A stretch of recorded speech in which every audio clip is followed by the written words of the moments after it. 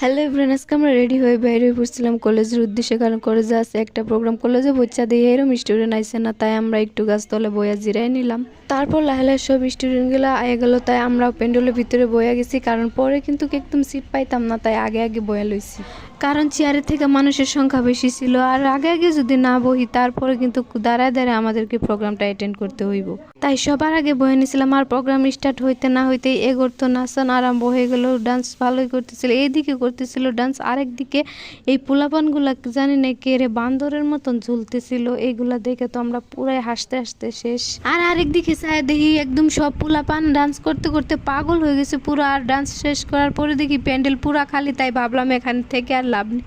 তাই আমরা দেরি না করে একদম রাস্তাতে আয়ে পড়ছি, কারণ এখানকার যাবো আমরা বাড়িতে।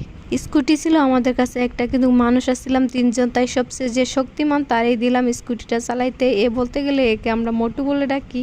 সো মোটু স্কুটিতে বয়া পড়ছে, আর এখন আমরা 2 ফ্রেন্ড বয়া পড়ছি। আজকের মতো এখানেই শেষ। Thanks for watching guys.